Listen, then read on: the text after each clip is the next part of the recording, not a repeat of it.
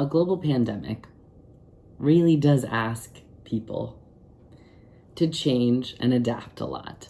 And one of the first ways that many of us, myself included, were asked to adapt was to have a lot of time in our homes. This sort of varies for everyone depending upon what kind of work you do, where you live, etc., etc. But for me personally, I sort of entered my house March, I believe it was 13th of 2020, and really have just started to go outside for more than just groceries.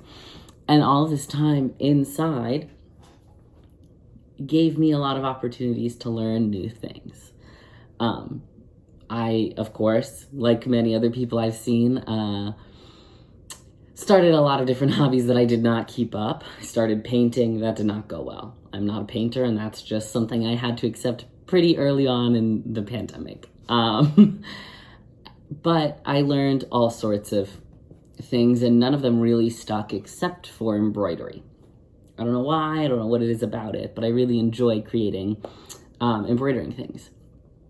And I also sort of learned, built upon knowledge as I was going, because I had a lot of time, so I just tried a lot of things out. Embroidery is a very specific skill, I think. It's not always that you need someone to hand embroider a wall decoration or what have you. So I don't necessarily think it's a skill that everyone needs to learn. However, some of the sort of basics of embroidery, like stitching and knowing about thread, those sorts of things are actually super helpful in a lot of ways. Whether that's updating clothes that you already own, making gifts for friends on a tight budget. There's a lot of different ways that embroidery can be really useful. I've mainly found it useful in upcycling, which is something that is another hobby of mine. But you can use it in a lot of ways. So I thought I would just take some time and show you guys some of the basic stitches and some of the basic information you need to know about embroidery. So embroidery is this kind of sewing that is meant to sort of make a picture. Let's see, I have a jacket. This is a jean jacket that I've had for a while that I've been sort of hand embroidering a lot of things that I like onto it. But I'll show you some of those so you can just kind of get an idea of what embroidery is. So this is a little patch that I've made right there. And as you can kind of see, I sort of hand stitched onto this white material, and then I sewed it into the jacket, into the jean jacket. I also have some lettering over a pocket right there, so you can see sort of what that looks like. Now, traditional embroidery is supposed to be made on a little hoop, like this guy. Oops, we've got some thread on there. So traditionally, if you're like trying to make a project, something a little less like a jean jacket that you're gonna wear, maybe something that you're gonna like, if you're embroidering a handkerchief or a blanket, etc., what have you, you use one of these guys. So mine's made out of wood. They're also plastic. This one is 6 inches, but they can come in a lot of different sizes. I did learn that the hard way when I ordered 3 different sizes, and I got one that was about this big, and then another one that was about this big, and went, oh no, we need to think about what size hoop we're buying. So this is a 6-inch hoop, which is like your basic size hoop. And then I have right here just some cloth that I got. Both of these things I purchased, I believe, at Michael's, but you can get them in a lot of different stores. The one thing about fabric is the different kinds of fabric you use, the way that it's made, the material it has, the way that it's woven, has a lot to do with how your needle is going to go through it. So I would recommend 100% cotton material is usually the best for me. Some synthetic fabrics kind of bunch up in a way that is not always great. But I also have done embroidery on a lot of different kinds of clothing and material, so you can make it work, it just really depends. But I would suggest 100% cotton. And then the other thing that you need before you can start embroidering, which I also learned the hard way, is embroidery floss and embroidery needles. Oh, it's so little. So the reason that embroidery floss is important is because it's thicker than regular thread that you would use to like make clothes. And that becomes really important when the thing that people are seeing is the thread, so they're seeing the design. How I learned about that the hard way is I started embroidering with a small button kit that I got at a fresh grocer. And that thread was not thick enough, so it took me at least like 6 extra hours to finish a project because the thread was so thin. So embroidery floss is really like the best way to go.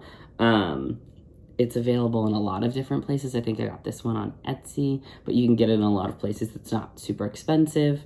It's just got like a little bit of that. It's just a little bit thicker. And the threads also, I'm not sure if I could show this on camera. Let me get a darker color. The threads also can be broken, broken apart. And so you can like split it if you want a thinner stitch.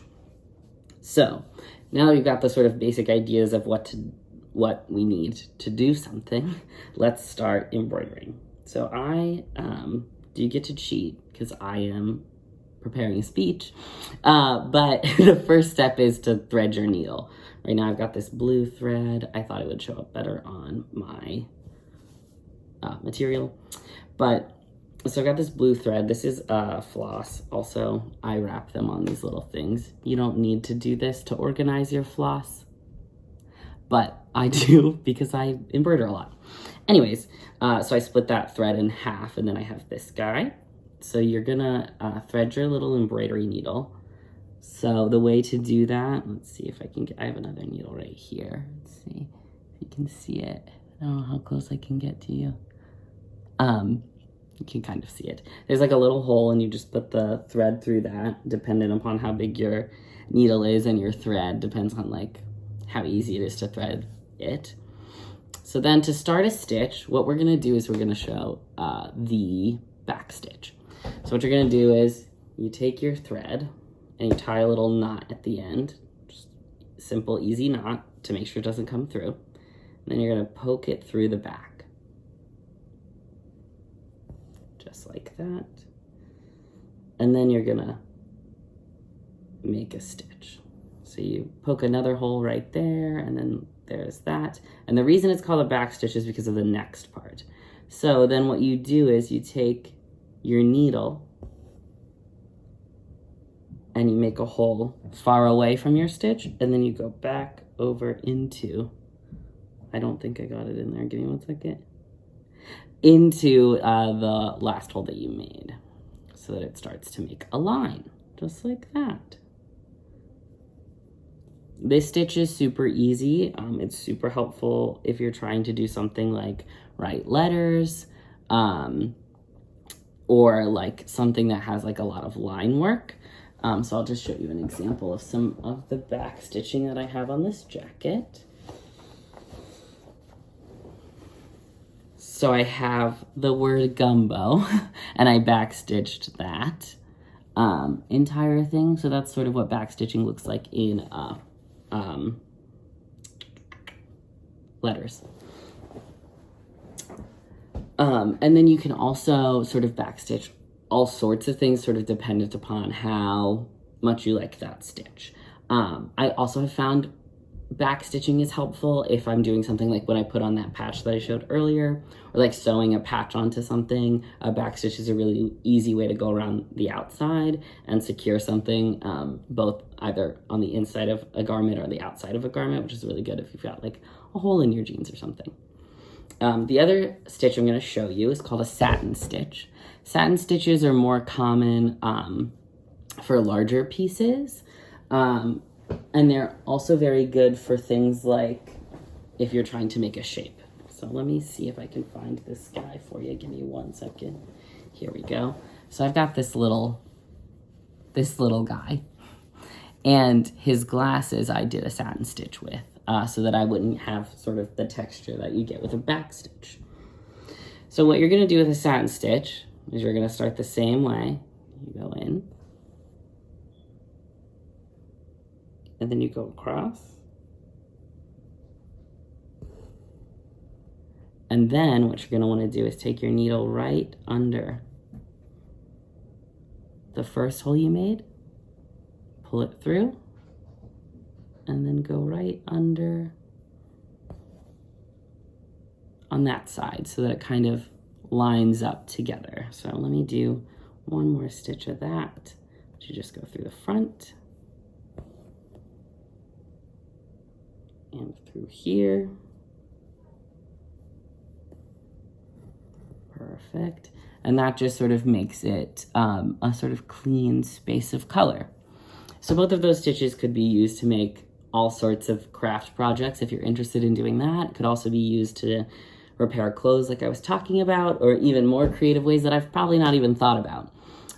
Those are not all of the stitches that you can do. There's a lot of different details that exist in embroidery, but those are two pretty easy, pretty basic stitches that are a great way to sort of start and see if you like embroidery. And then the last thing I will show you is how to tie a knot at the end. So once you're finished, you're just gonna take your needle. I don't know if you can see that. I put it under all of that thread, and then you just kind of, loop it through to create that knot. And then you hold it tight, make sure the knot is secure, and then you cut the end of it. And then it'll stay. As far as whether or not to throw this in your washer, that's your discretion about how long you really took on the project.